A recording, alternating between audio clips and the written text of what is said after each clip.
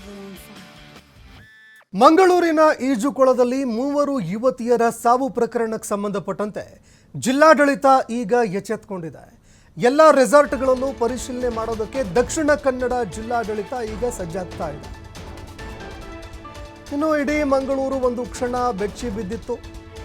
ಇಡೀ ಮಂಗಳೂರು 3 ಯುವತಿಯರ ಸಾವಿನಿಂದಾಗಿ ಕಂಬನಿಯಾಗಿತ್ತು. ಇದೀಗ ಜಿಲ್ಲಾಡಳಿತ ಎಚ್ಚೆತ್ತುಕೊಂಡಿದೆ. ಎಲ್ಲ ರೆಸಾರ್ಟ್ಗಳಲ್ಲೂ ಕೂಡ ಪರಿಶೀಲನೆ ಮಾಡೋದಕ್ಕೆ ಸಜ್ಜಾಗ್ತಾ ಇದೆ.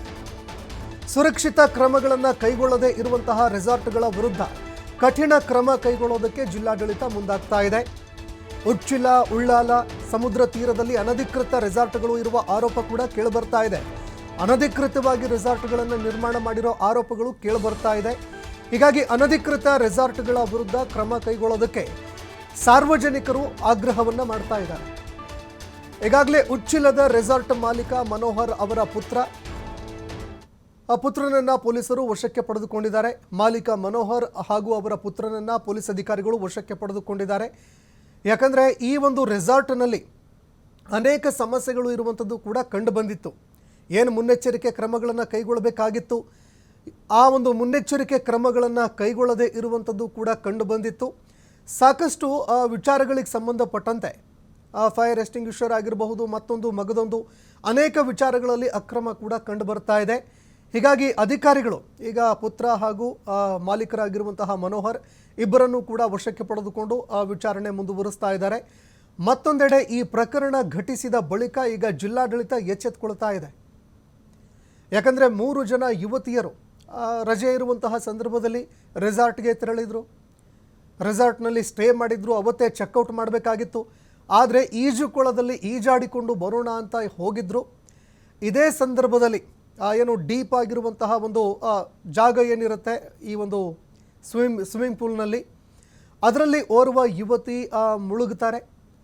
ಆಕೆಯನ್ನು ಉಳಿಸೋದಕ್ಕೆ ಅಂತ ಇನ್ನುಳಿದ ಸ್ನೇಹಿತೆಯರು ದೌಡಾಯಿಸಿ ಬರ್ತಾರೆ. ಇದೇ ಸಂದರ್ಭದಲ್ಲಿ ಆಕೆಯ ಸ್ನೇಹಿತೆಯರು ಕೂಡ ಆಕೆಯ ಜೊತೆ ನೀರಿನಲ್ಲಿ ಮುಳುಗಿ ಸಾವನ್ನಪ್ಪಿದ್ದಾರೆ. ದೃಶ್ಯಾವಳಿಯಲ್ಲಿ ಕೂಡ ನೀವು ನೋಡ್ತಾ ಇದ್ದೀರಿ. ಈ ಬಗ್ಗೆ ಮತ್ತಷ್ಟು ಮಾಹಿತಿ ಕೊಡ್ತಾ ಹೋಗ್ತಾರೆ ಪ್ರತಿನಿಧಿ ಆದಿತ್ಯ. ಫೋನ್ ಸಂಪರ್ಕದಲ್ಲಿ ಜಾಯ್ನ್ ಆಗಿದ್ದಾರೆ. ಆದಿತ್ಯ, 3 ಜನ ಯುವತಿಯರು ನೀರಿನಲ್ಲಿ ಮುಳುಗಿ ಸಾವನ್ನಪ್ಪಿದಂತಹ ಪ್ರಕರಣ ಈಗ ಜಿಲ್ಲಾಡಳಿತ ಎಚ್ಚೆತ್ತುಕೊಳ್ತಾ ಇದೆ. ಅನೇಕ ರೆಸಾರ್ಟ್ಗಳು ಅನಧಿಕೃತ ಇದೆ ಅನ್ನುವಂತಹ ಮಾಹಿತಿ ಕೂಡ ಲಭ್ಯವಾಗ್ತಾ ಇದೆ. ಆದರೆ ಜಿಲ್ಲಾಡಳಿತ ಈವರೆಗೆ ಕ್ರಮ ಕೈಗೊಳ್ಳದೆ ಈಗ ಕ್ರಮ ಕೈಗೊಳ್ತಾ ಇದೆ. ಏನೆಲ್ಲ ಕ್ರಮ ಕೈಗೊಳ್ಳೋದಕ್ಕೆ ಮುಂದಾಗ್ತಾ ಇದೆ ಅಂತ? ಸಂತೋಷ್, ನಿನ್ನೆ ನಡೆದಂತಹ ಒಂದು ಘಟನೆ ಏನಿದೆ, 3 ಯುವತಿಯರು ಸಾವನ್ನಪ್ಪಿರುವಂತಹ ಘಟನೆ, ಪ್ರಮುಖವಾಗಿ ಇದರಲ್ಲಿ ರೆಸಾರ್ಟ್ನವರ ಒಂದು ನಿರ್ಲಕ್ಷ್ಯತನ ಅನ್ನುವಂಥದ್ದು ಎದ್ದು ಕಾಣಿಸ್ತಾ ಇದೆ.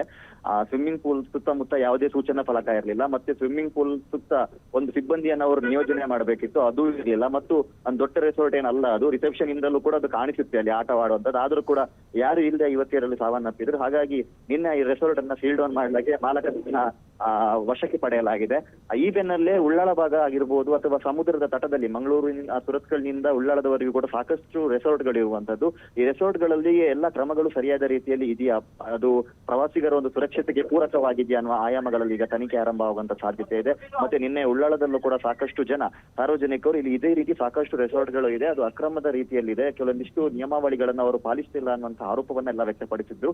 ಹಾಗಾಗಿ ನಿನ್ನೆ ಸಹಾಯಕ ಉಪವಿಭಾಗ ಅಧಿಕಾರಿ ಏನಿದ್ದ, ಸಹಾಯಕ ಆಯುಕ್ತರು ಏನಿದ್ದಾರೆ, ಇವರು ನಿನ್ನೆ ಒಂದು ಭರವಸೆಯನ್ನ ಕೂಡ ನೀಡಿದ್ರು. ಎಲ್ಲ ರೆಸಾರ್ಟ್ಗಳ ಬಗ್ಗೆಯೂ ಕೂಡ ನಾವು ಪರಿಶೀಲನೆಯನ್ನ ಮಾಡ್ತೀವಿ, ಯಾರು ಅನಧಿಕೃತವಾಗಿ ಯಾರು ನಿಯಮಗಳನ್ನ ಮೀರಿ ಎತ್ತಿ ರೆಸಾರ್ಟ್ ಗಳನ್ನ ನಡೆಸ್ತಾ ಇದ್ದಾರೋ ಅವರ ವಿರುದ್ಧ ಕ್ರಮವನ್ನ ಜರುಗಿಸಲಾಗುತ್ತೆ ಅನ್ನುವಂತ ವಿಚಾರವನ್ನ ಕೂಡ ತಿಳಿಸಿರುವಂತದ್ದು. ಸಂತೋಷ್, ಧನ್ಯವಾದಗಳು ಆದಿತ್ಯ ನಿಮ್ಮೆಲ್ಲ ಮಾಹಿತಿಗೆ.